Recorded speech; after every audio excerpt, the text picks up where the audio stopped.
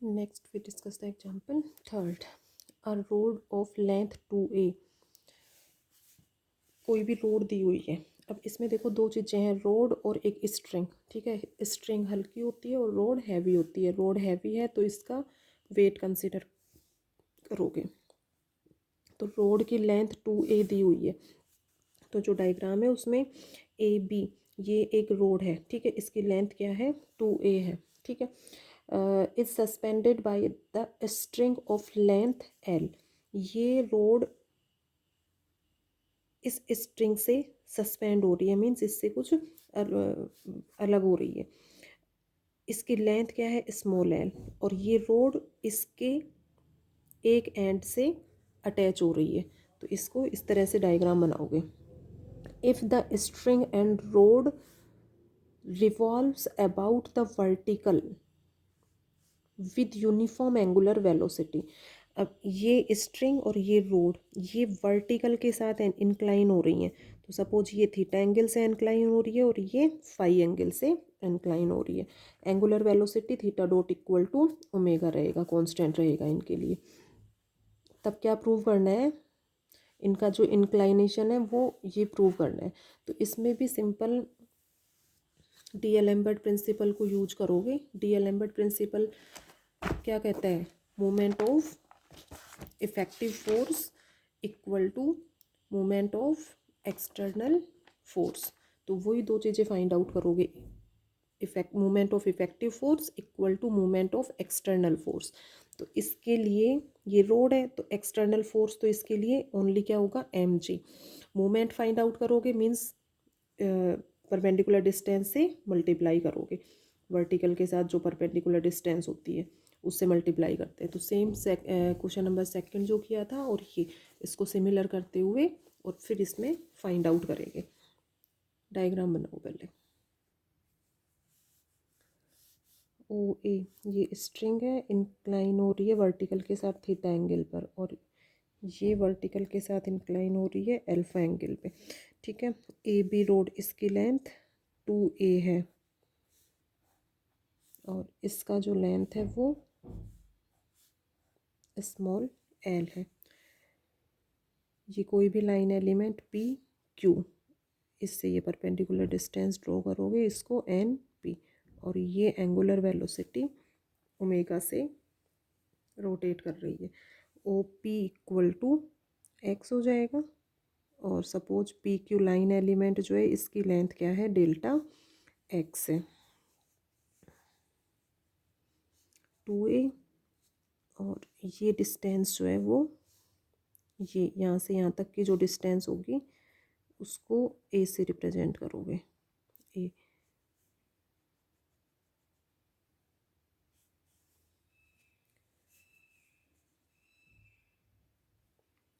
अब इसमें ये दोनों डिस्टेंस इजीली फाइंड आउट कर सकते हो। ये ओ पी एक्स है ना, ये अल्फा एंगल है, ये 90 डिग्री माइनस अल्फा होगा, तो ये डिस्टेंस एक्स साइन अल्फा होगी। ठीक है, और इसकी बात करें, जैसे वर्टिकल के साथ जो परपेंडिकुलर डिस्टेंस होगी एक्सटर्नल फोर्स mg की, तो ये डिस्टेंस a है ना, पूरा ट्वाइस a है, तो ये a होगा, a हो जाएगा। और a का इस डायरेक्शन में कंपोनेंट लोगे तो a का इस डायरेक्शन में कंपोनेंट तो a कोस अल्फा होगा, और ये 90 डिग्री माइनस अल्फा होगा, तो a cos 90 degree minus alpha, तो वो किसके इक्वल हो जाएगा, a साइन थीटा और फाई लो। थीटा और फाई दिया हुआ है ना क्वेश्चन में, थीटा एंड फाई दिया हुआ है, ये तो फाई एंगल फाई ले लो अल्फा की जगह क्वेश्चन के अकॉर्डिंग। तो ये distance a cos 90 degree minus phi, तो a साइन फाई, ये दोनों फाइंड आउट हो गए। एक ये डिस्टेंस और फाइंड आउट कर लो इसमें, ये l स्ट्रिंग की जो लेंथ है वो l दिया हुआ है, ये थीटा, ये 90 डिग्री और ये 90 डिग्री माइनस थीटा, तो l कोस 90 डिग्री में l का इस डायरेक्शन में कंपोनेंट, तो ये लेंथ जो है वो l साइन थीटा, और l का इस डायरेक्शन में कंपोनेंट लोगे तो ये हो जाएगा l कोस थीटा। तो जैसे ये पूरा डिस्टेंस फाइंड आउट करोगे, नेक्स्ट mg का वर्टिकल के साथ परपेंडिकुलर डिस्टेंस में, तो ये प्लस ये, तो ये तो ए साइन थीटा हो गया, और ये एल साइन थीटा है तो ये भी एल साइन थीटा। ठीक है, तो एल साइन थीटा और ये ए साइन फाई, तो ये पूरा डिस्टेंस ये फाइंड आउट हो गया। तो ये इस तरह से तो ये डायग्राम बनाओगे। अब इसमें नेक्स्ट दो चीज़ें फाइंड आउट करोगे। मूवमेंट ऑफ डीएलएम्बर्ट प्रिंसिपल क्या कहते हैं, movement of effective force equal to movement of external force. तो इक्वेशन ऑफ मोशन के अकॉर्डिंग क्वेश्चन में वैल्यू फाइंड आउट करोगे। अब वही पहले इफेक्टिव फोर्स फाइंड आउट करेंगे। ये रोड है तो इसका पहले लाइन एलिमेंट पी क्यू ले लिया, तो इसके according movement of effective force find out कर लो। फिर इस पूरे रोड के लिए 0 से 2a इसको इंटीग्रेट कर देंगे। अब इफेक्टिव फोर्स है ना, तो मास इनटू एक्सेलरेशन, ये दोनों चीज़ फाइंड आउट कर लो।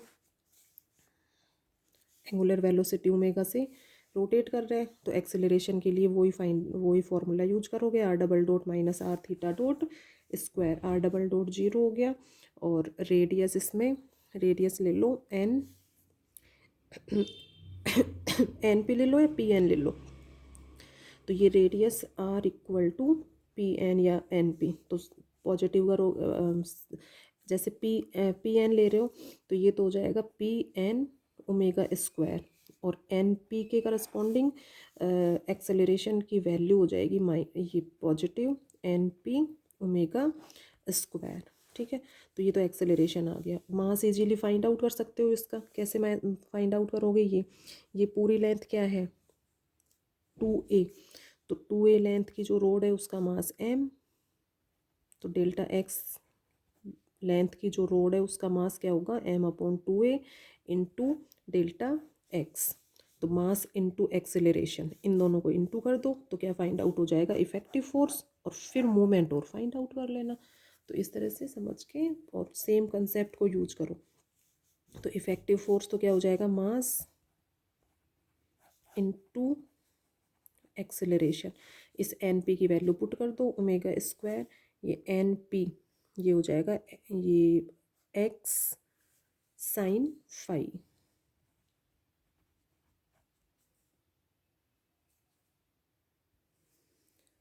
अब देखो इसमें ये फाइंड आउट यहाँ पर कर रहे हो ना, तो ये परपेंडिकुलर डिस्टेंस लोगे, ये पूरा लेना है अपने को इसमें। तो X sine phi plus L sine theta, X sine phi plus L sine theta,